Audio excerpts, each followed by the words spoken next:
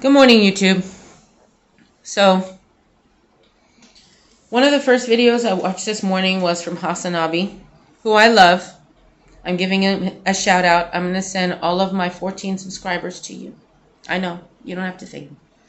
But, and I'm glad I saw it on his channel because when you see people acting up, you don't want to send their channels much clout. So I'd rather react to a reaction.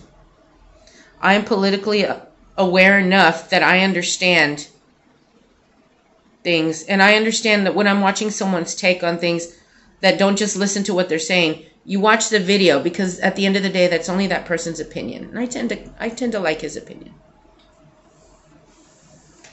So we have Marjorie Taylor Greene, AOC, and Jasmine Crockett. And you know,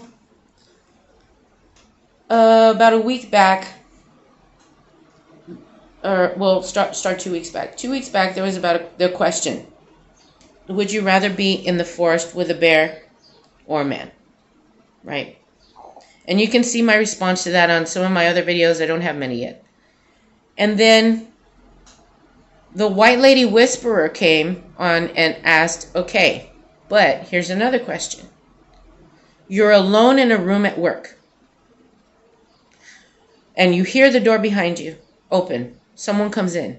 Would you rather that be? This is a black woman asking this to women of color. Would you rather that be a white lady or a white man? And I kind of didn't understand this at first because I don't know. I didn't get it at first. I've always wanted solidarity with other women. I've always tried to work with other women and felt foolish for it. And then after this thought experiment, I kind of got it because most of the black women said they'd feel more comfortable if there were a white man than a white lady. And then I saw this video this morning, and it's this House committee meeting with Marjorie Taylor Greene, AOC, and Jasmine Ocasio-Cortez. And the first thing you hear is MGT opening her time, and she starts it with an inappropriate and very childish insult and something about, I believe it was Jasmine Crockett's eyelashes. Okay. And so AOC demands that they strike her comment from the record, and they do. And MGT consents to that. And then she says, and we want an apology. Now this causes a problem. And the room descends into arguing, chaos, and women arguing with each other. And the men in the room who happen to be in charge, right, are running the meeting. They're up there, and these are members down here talking. They're trying to bring civility back to the meeting, and as far as these men know, these women are fighting over eyelashes.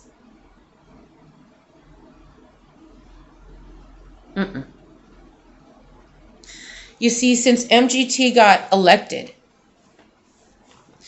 she has steadily created a pattern of breaking rules anywhere she can.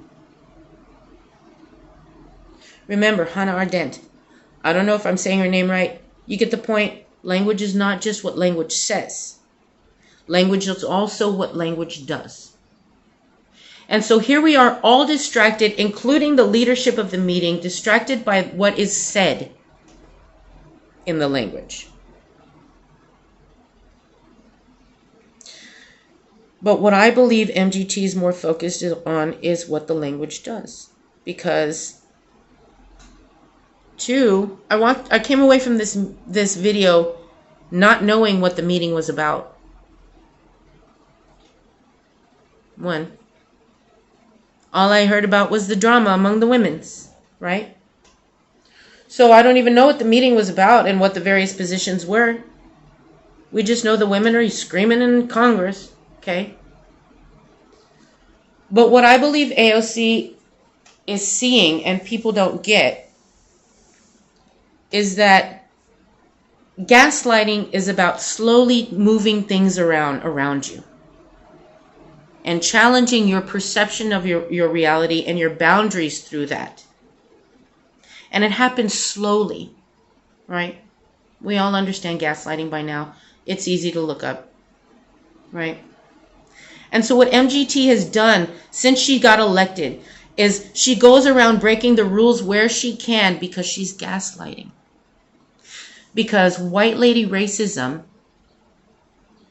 accomplishes in a civilized setting or civilized world what old-fashioned, overt, white man racism cannot accomplish. This isn't just about eyelashes. This is about a pattern of MGT breaking the rules. And I don't think that was made clear enough in the video. And this is the way women make war on each other. And what you'll go on to see further is that the men really think that this is about eyelashes. But there's a certain standard, especially like in the 90s, Cosmopolitan, etc. And they talked about this a lot, how there was a white supremacist standard of beauty. And they throw in a couple of women of color just to say they did it, Naomi Campbell, etc. Iman, one of the most devastatingly beautiful women I think I've ever seen, Iman.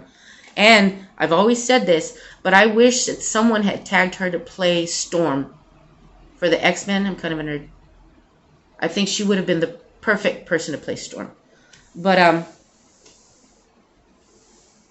so it's about breaking that standard, right? So there are standards of beauty that are white-centric. There are Hispanic looks, aesthetics, right? And there are dark-skinned black woman beauty, right? They tend to go more with, like, if you'll notice, there's colorism within the products.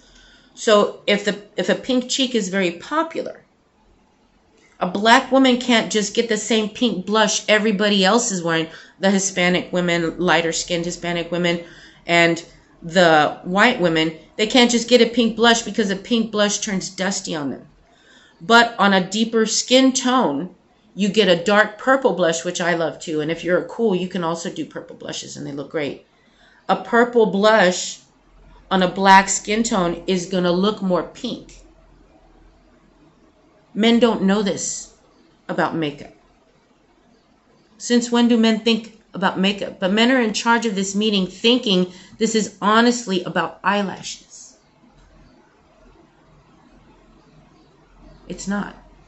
And this is the way white woman racism, and it doesn't have to just come from white supremacist views can be held by people of color, and they are sometimes.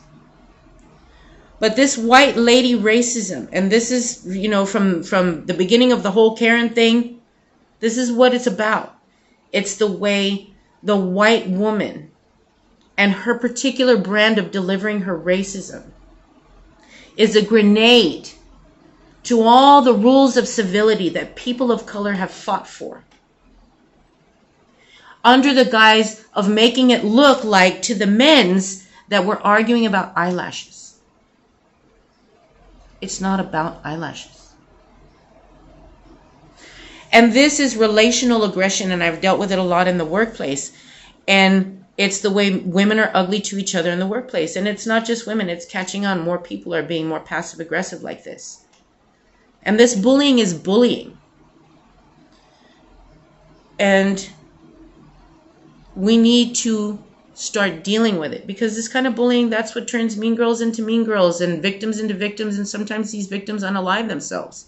So it is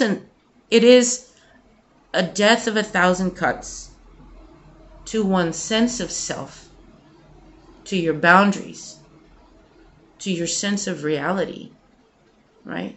Because remember, echoing in the back is that conditioning from white supremacy trying to tell people of color, you do not deserve this civility, these rules, this equal treatment, this consideration.